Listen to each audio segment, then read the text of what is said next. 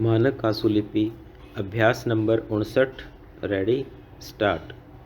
अध्यक्ष जी, विकास को गति देने के उद्देश्य से उदार अर्थनीति की घोषणा के परिणाम स्वरूप अगला वित्तीय वर्ष प्रगति की दृष्टि से बहुत ही अच्छा वर्ष होने जा रहा है। 1986-87 सातवीं योजना का दूसरा वर्ष होगा, जो नीतियों के कार्यान्वयन की दृष्टि से महत्वपूर्ण बताया जा रहा है। विशेषज्ञों तथा उद्योगों की राय है कि नई नीतियों का लाभ अगले वर्ष पूंजी निवेश के विस्तार तथा उत्पादन और निर्यात में वृद्धि के रूप में परिलक्षित होना चाहिए। वर्तमान स्थिति में नए करों के जरिए साधनों से वृद्धि की संभावना कम है, किंतु वित्त मंत्रालय को आशा है कि बचत तथा करों की वसूली से केंद्रीय राजस्व में वृद्धि होगी।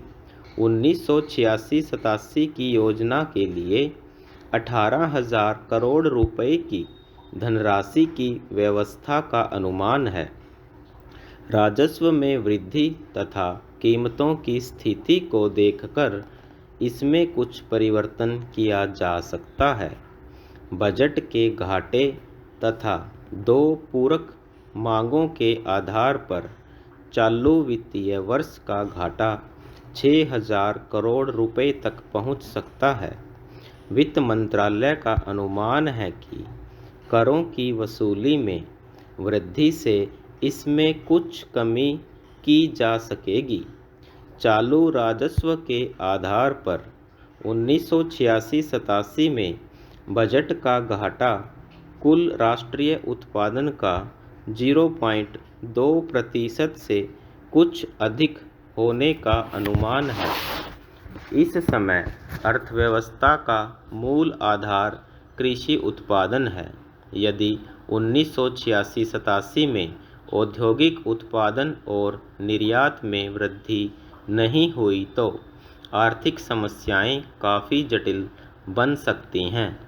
चालू वित्तीय वर्ष में विदेश व्यापार का घाटा 600 करोड़ रुपए से अधिक होने जा रहा है। कंपनियों को करों में राहत तथा प्रोत्साहन उत्पादन और निर्यात में तेजी से वृद्धि के लिए दिए गए हैं। विशेषज्ञों का अनुमान है कि कई नीतियों का फल मिलने में समय लग सकता है। दूसरी ओर उत्पादन और निर्यात में अपेक्षित वृद्धि नहीं हुई तो विकास के लिए वित्तीय साधनों में वृद्धि करना बहुत कठिन हो जाएगा। यह खुशी की बात है कि वित्त मंत्रालय इस समय काफ़ी हद तक अनुमानों के आधार पर बजट की तैयारी में लगा हुआ है। वर्तमान अनुमानों के अनुसार 1985-86 में 5 वर्ष की दर से आर्थिक प्रगति का लक्ष्य पूरा होना कठिन दिख रहा है।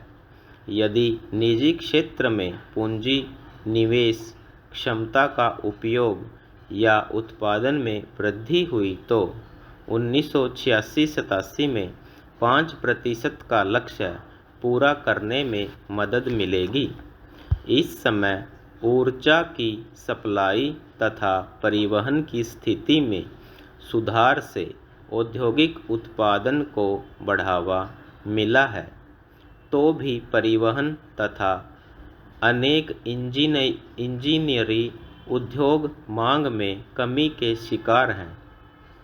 योजना के कार्यान्वयन से उनकी स्थिति सुधर सकती है, किंतु निर्यात की दृष्टि से अंतर्राष्ट्रीय वातावरण अभी अनुकूल नहीं है। इसके कारण विदेश व्यापार के बारे में अनिश्चितता अगले वर्ष भी बनी रहने वाली है। दूसरी ओर आयात में भारी वृद्धि हुई है।